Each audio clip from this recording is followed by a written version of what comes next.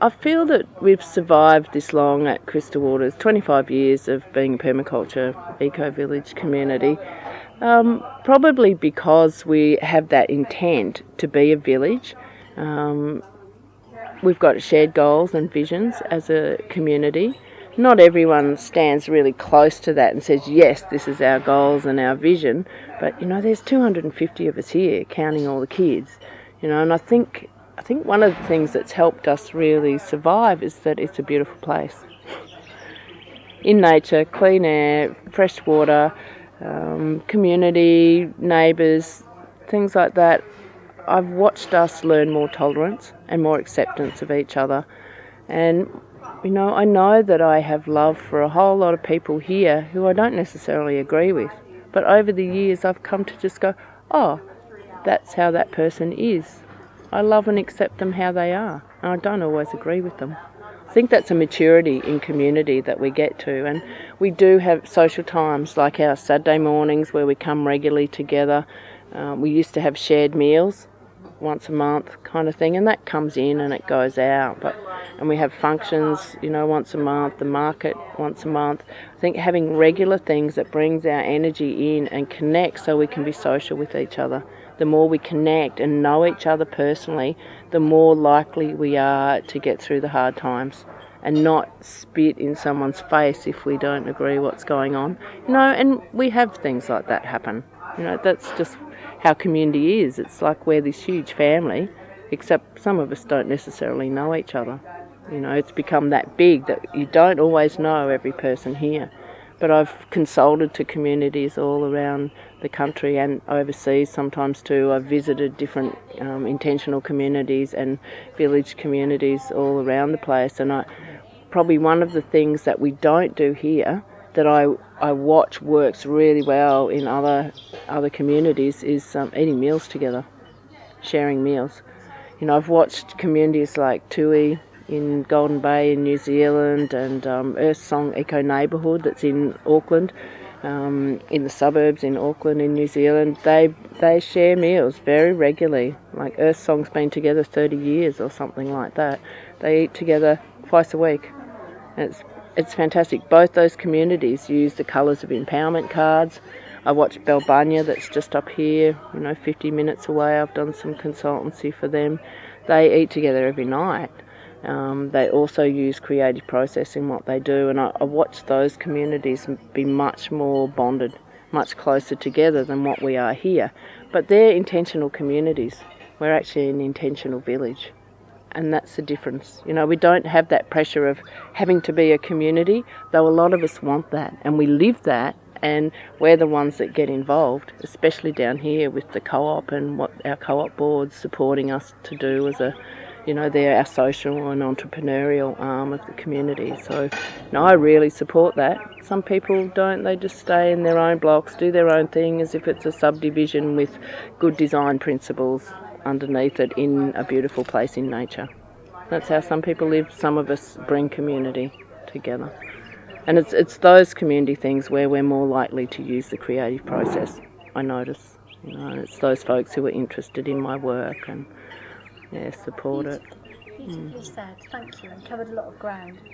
Where are the places where the community sticks, if you like? What kind of things do you fight about? Okay, the kinds of things where we have sticking points in the community, that's a great question. Probably one of them is around privacy. That's been a theme I've noticed run through 25 years. I run tours here, not that often, but several times a year I'll have a bigger tour, like high school groups, geography, year 12 geography or year 10 home economics, that kind of thing. I only take 3 or 4 of those a year.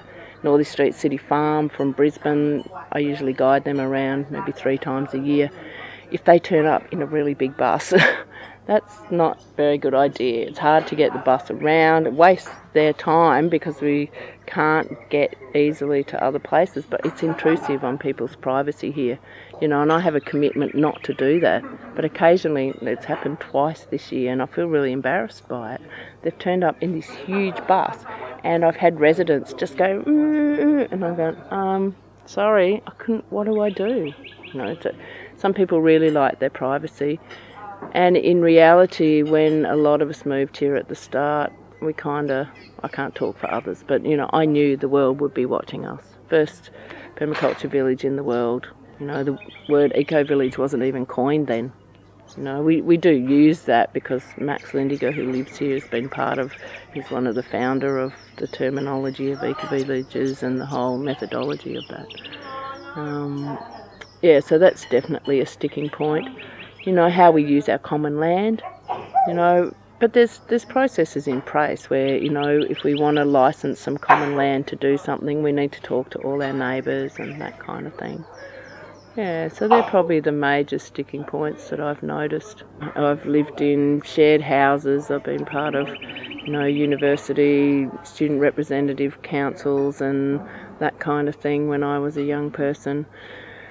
I've been part of action groups all through the 80s, saving forests and stopping Byron Shire ocean outfalling sewage, those kind of things. And, over the years, and then living in Crystal Waters for 25 years, we struggle as groups a lot around the world. Strong individuals are attracted to community, they're attracted to groups who work for change.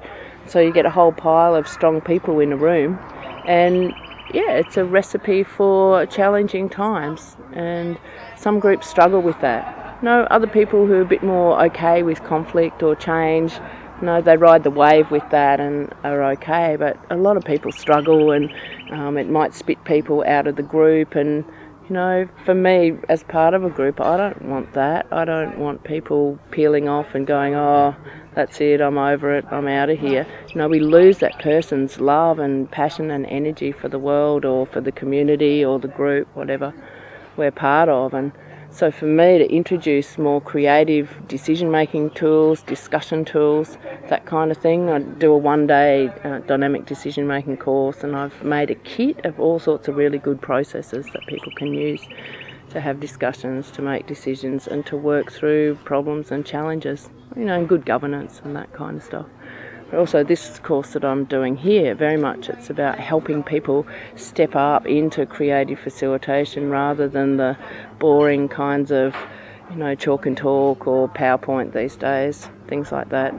The whole meeting scenario of put your hands up to vote, I've been over that for 30 years. And so somehow my life's work has been to find a way where I feel comfortable in groups, and realising when I started finding some ideas there or, winging it in a way, and realising that the group was really strong and the dynamic and the energetic was really strong, and people were feeling connected and like family, and they didn't want to go home, and this was in 2-week permaculture courses. I realised we were onto something.